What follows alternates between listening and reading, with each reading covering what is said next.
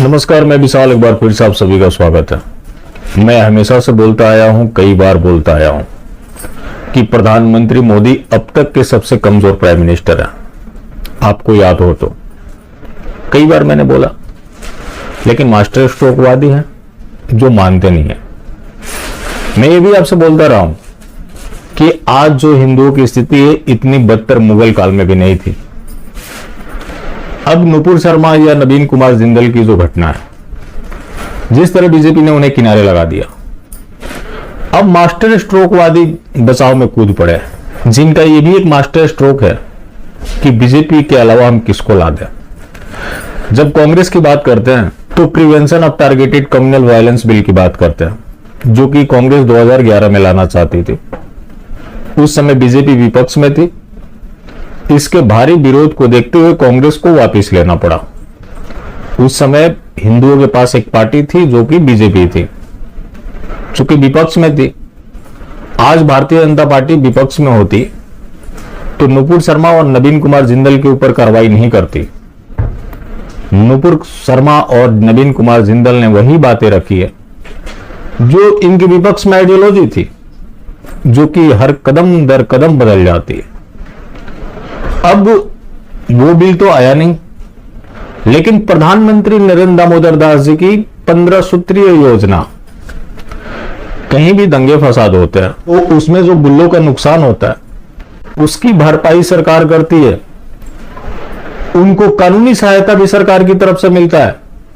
कहीं भी आप सुनते हैं कि बुलडोजर चल गया, बुलडोजर तो चल जाता है, लेकिन बाद में उससे भी मजबूत मकान बनाकर दिए जाते हैं, वो भी सरकारी खजाने के ऊपर। वो काम इस राष्ट्रवादी सरकार ने किया है। अब जो नुपुर शर्मा को लेकर अरब देशों की प्रतिक्रिया रही, ये तो दावा किया जाता है कि मित्रों, भारत आज मजबूत हाथों में है। लेकिन ये कैसा मजबूत हाथों में है कि ओमान का ग्रैंड मुफ्ती आवाज उठा देता है, सरकार सटक जाती है। कतर, मैं उन देशों के नाम ले रहा हूं जो कि आपके डिस्ट्रिक्ट से भी छोटे हैं, उसने भारत के राजदूत को तलब कर लिया। भारत के राजदूत दीपक मित्तल ने वहां पे सफाई देते हुए कहा कि भारतीय जनता पार्टी ने इस बयान से खुद को किनारा कर लिया है। जिन्होंने ये बयान दिया उनके खिलाफ कार्रवाई हुई है, लेकिन वो चाहते हैं कि भारत सरकार माफी मांगे। एक छोटा सा देश जो कि आपके डिस्ट्रिक्ट से भी छोटा होगा, उसकी इतनी औकात कि वो भारत से माफी मंगवाए। अब जो ये दिहाड़ी वाले हैं, आज भी ये नुपुर शर्मा के साथ नहीं है, बोल रहे हैं कि जो भारतीय वहां पर काम कर रहे हैं उनके बारे में सोचना चाहिए। और मोदी जी ने पिछले 8 सालों में जो अरब देशों से संबंध बनाया है, क्या एक मित्र के लिए उसे अपना संबंध खराब कर लेंगे? तेल नहीं आएगा तो क्या होगा? अगर वो तेल नहीं बेचेंगे तो क्या वो समुद्र में बहाएंगे? उनको भारत की जरूरत है, भारत की उनकी जरूरत नहीं है। जब वहां तेल की खोज नहीं हुई थी तो वो बुरे हालात में थे, लेकिन ये 56 इंच वहां जाकर 56 mm के हो जाते हैं। लेकिन क्या कि देश मजबूत हाथों में। कई मास्टर स्ट्रोकवादी इस तरह से भी डिफेंड कर रहे हैं कि अभी राष्ट्रपति का चुनाव आने वाला है, मोदी जी को विपक्षी दलों को साधना है, धैर्य रखे। 2024 आते आते मोदी जी अरब देशों को सबक सिखा देंगे। मोदी जी को जब अवार्ड मिला था तभी सोच लेना चाहिए था कि कोई भी इस्लामिक देश इस तरह से किसी को अवार्ड नहीं देते। उस अवार्ड के बदले वो बहुत कुछ लेते हैं, जो कि मोरारजी देसाई के साथ भी हुआ। पाकिस्तान ने उन्हें सर्वोच्च नागरिक का पुरस्कार दिया, बदले में इन्होंने रॉ के ठिकानों का पता बता दिया, जिसका परिणाम रहा कि वो बेमौत मारे गए। वो मोरारजी देसाई भी गुजरात के थे। अब जो ये 56 इंच की बात होती है, मास्टर स्ट्रोकवादी ये भी भूलने लग पड़े कि आज लोग बीजेपी से नाराज हैं। कांग्रेस को वोट दे दे, समाजवादी पार्टी को दे दे, आम आदमी पार्टी को दे दे, उन पार्टियों में बहुत सी बुराइयां हैं, लेकिन वो अभी बीजेपी की बराबरी नहीं कर सकती किसी भी बुराई के मामले में। एक चीज है कि उनके लोग किसी भी गतिविधि में पाए जाए, वो पार्टियां अपने लोगों के साथ खड़ी रहती है, उनको उनके हालात पर नहीं छोड़ देती। जो आज ये लोग इतनी सफाई दे रहे हैं, वो डिबेट आपको याद होगा, तस्लीम रहमानी ने महादेव का अपमान किया, जिसका ये रिएक्शन था। अगर ये चाहते तो तस्लीम रहमानी के बयान को हाईलाइट कर सकते थे, लेकिन इन लोगों ने उनके बयान को हाईलाइट नहीं किया। आज डिफेंसिव मोड में है, प्रवक्ता को उसकी हालात पर छोड़ दिया। और ये लोग भक्ति काल में जी रहे कि ये नहीं तो हमारे पास कौन। जिस पार्टी ने आसमान से पताल तक तुष्टीकरण किया, इतना तुष्टीकरण पिछले 1000 साल में नहीं हुआ, और हिंदुओं की इतनी बदतर हालात भी पहले कभी नहीं रही। बात होती है आज कांग्रेस अदर पार्टीज की। जितने दिन वो सत्ता में रहे, उसके आधे के आधे में भी ये सत्ता में रह गए होते तो भारत आज तक इस्लामिक रिपब्लिक बन गया होता। क्योंकि इनकी मंशा में खोट है। जिस पार्टी को हिंदूवादी बताते हैं ये लोग, उसका राष्ट्रीय अध्यक्ष बोलता है कि भारतीय जनता पार्टी भगवा को सब्सक्राइब नहीं करती। मास्टर स्ट्रोकवादी ये बोलकर भी डिफेंड कर रहा है कि कोई एक ऐसी पार्टी तो है जो ज्ञानवापी के साथ खड़ी है। जिस पार्टी का राष्ट्रीय अध्यक्ष बोल दिया है कि हमें काशी मथुरा से कुछ भी लेना देना नहीं है, लेकिन मास्टर स्ट्रोकवादी इसमें चाणक्य नीति ढूंढ रहे हैं कि हर चीज बोलकर नहीं किया जाता। तो बोलकर कौन सा ऐसा काम किया है आप लोगों ने? यही लोग हैं, बेटी बचाओ बेटी पढ़ाओ। जब पढ़ेगी बेटी तो सच बोलेगी बेटी, लेकिन वो बेटी सच बोल दे तो उसको किनारे लगा दो, उसको उसके हालात पर छोड़ दो। यही इनका दोहरा मापदंड है। लेकिन क्या ये लोग हिंदुओं के साथ खड़े हैं? जो पार्टी अपना ऑफिशियल स्टैंड क्लियर कर चुकी है कि हमें इससे कोई लेना देना नहीं है, लेकिन वहां चाणक्य नीति है।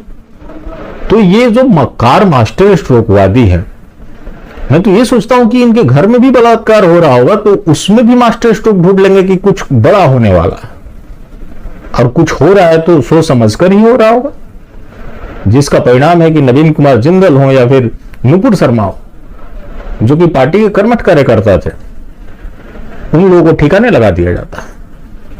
मास्टर स्ट्रोकवादियों, तुम्हारी भी बारी आ सकती है। आज जो हम लोगों को गाली दे रहे हो, हम ही लोग काम आने वाले हैं, हम ही तुम्हारी आवाज उठा रहे होंगे। ये सोच रहे हो कि तुम्हारे लिए भी पार्टी खड़ी हो जाएगी, ऐसा नहीं है। जब बात कतर की है तो MF हुसैन ने देवी देवताओं की नंगी तस्वीरें बनाई, उसको कतर ने शरण दिया। क्या भारत सरकार ने कभी सवाल उठाया कि आपने MF हुसैन को क्यों शरण दी? आज जो कतर बोल रहा है कि इससे 2 अरब मुसलमान रूठ जाएंगे और पूरे विश्व की तरक्की में मुसलमानों का जो योगदान है उससे ये लोग अनभिज्ञ है। एक मास्टर स्ट्रोकवादी तो यहां तक बोल पड़ा कि मोदी जी कर रहे हैं, कुछ सोच समझ कर रहे हैं। उन्होंने 20 साल से सरकार चलाई है और कल के लौंडे उन्हें राजनीति सिखाएंगे। तो कांग्रेस भी इनके अनुसार माने तो 70 साल, मेरे अनुसार माने तो 55 साल। तो 55 साल राज करने वाली पार्टी को भी लोगों ने घर में बिठा दिया, तो इन्होंने तो फिर भी उससे कम राज किया। तो ये मक्कार मास्टर स्ट्रोकवादी आज किसी के सगे नहीं है। इनको चरण पादुका उठाना है। ये वही मास्टर स्ट्रोकवादी हैं, ध्यान से देखिएगा। इन्होंने अपना चोला बदला है। इनके परदादा बोलते थे कि गांधी नहीं रहेंगे तो क्या होगा, गांधी जी कुछ कर रहे हैं तो ठीक ही कर रहे होंगे। इंदिरा गांधी के लिए बोला कि इंदिरा गांधी नहीं रहेंगी तो ये देश चलेगा ही नहीं।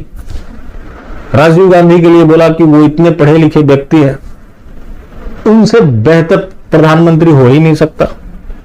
नेहरू जी छूट गए थे। नेहरू जी के लिए बोला गया कि उस समय पूरे देश में उतना पढ़ा लिखा कोई व्यक्ति था ही नहीं।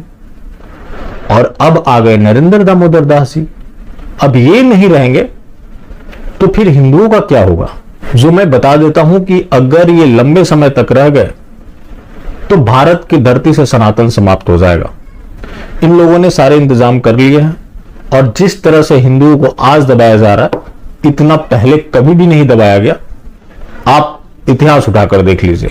और ये जो मजबूत नेता बताने की होड़ चल रही है, कौन से मजबूत नेता है जो अपने विरोधियों के सामने आत्मसमर्पण कर देते हैं?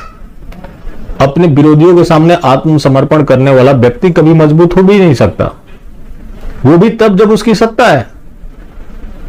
इन्होंने 2014 से पहले तो सबका साथ सबका विकास की बात नहीं की। उस समय था कि अच्छे दिन आने वाले हैं, तो मोदी जी अच्छे दिन छोड़ो, हमारे बुरे दिन ही लौटा दो। अच्छे दिन के नाम पर चुनाव जीत कर आए, बाद में सबका साथ सबका विकास, उसके बाद सबका साथ सबका विकास सबका विश्वास, अब सबका प्रयास भी जुड़ गया। उस सबका में केवल वोट देने के लिए हिंदू है, बाकी काम सारे बुल्लों के लिए कर रहे हैं और काफी तेजी से कर रहे हैं।